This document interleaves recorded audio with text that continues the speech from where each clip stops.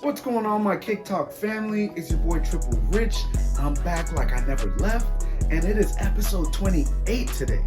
We are going to talk about the greatest Shaquille O'Neal sneakers of all time.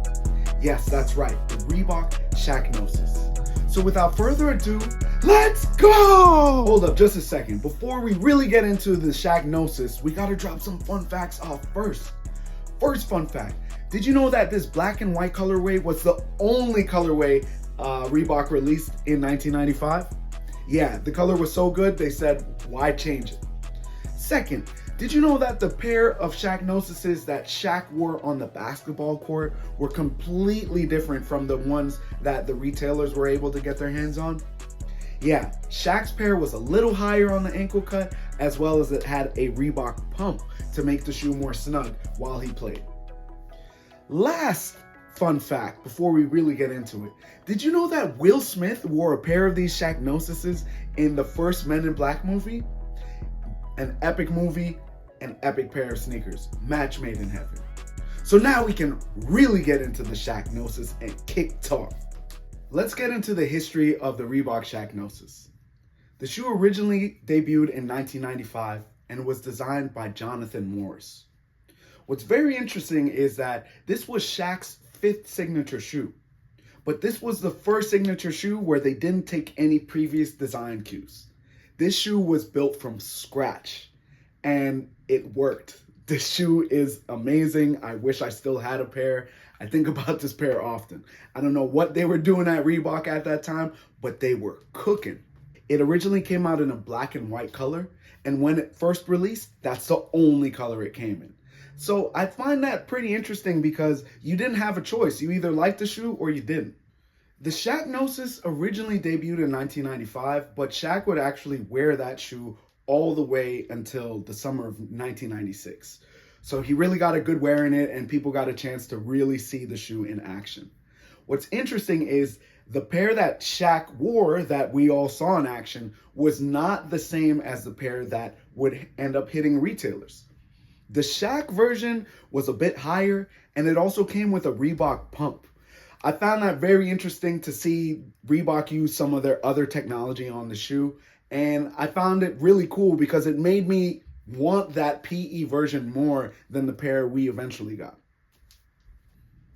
During my research, I found some conflicting ideas as far as the inspiration behind this design. Shaq has his own version, and then I found some Reebok history. Let's go with the Reebok history first.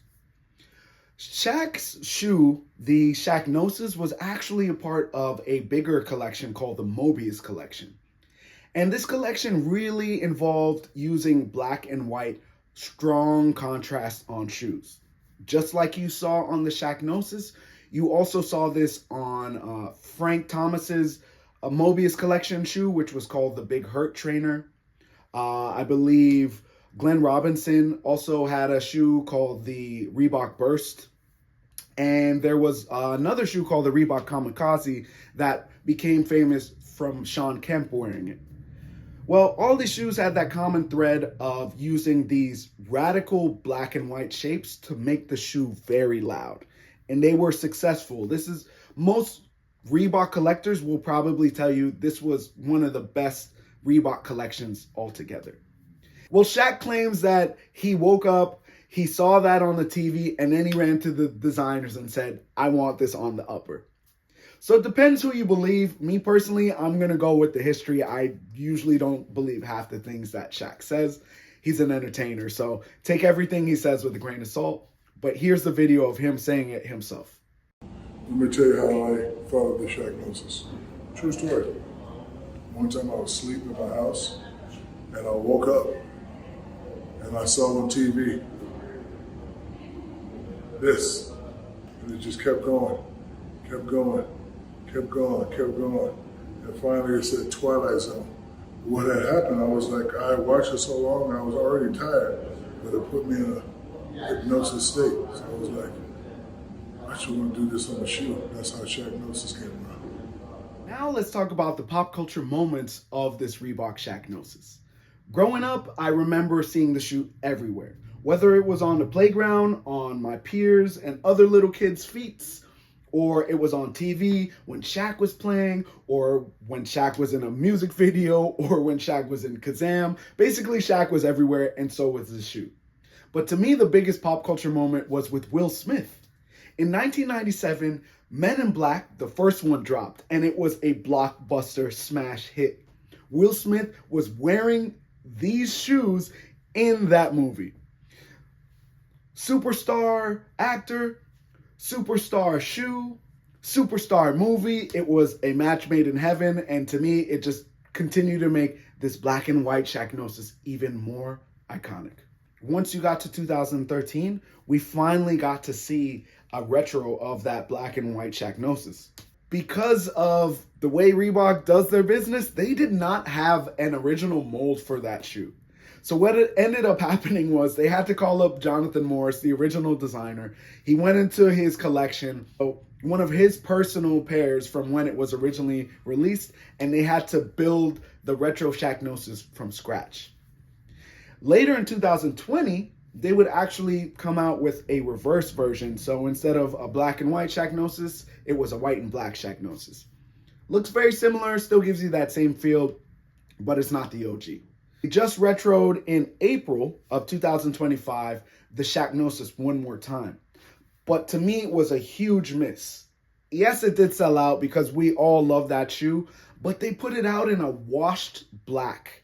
So they tried to make a vintage version of a vintage shoe, and to me, I'm not a fan of it. But I love the shoe, so if I find a pair that's used on eBay a couple months down the road, I would think about it. Honestly, right now, the focus should be dropping the OG black and white pair, especially now that you have Shaq and Iverson at the helm of Reebok marketing, trying to bring the company back. Guys, you got my number. Please just call me. We'll make this work. Now let's talk about some of my memories and my feelings on the Shaqnosis.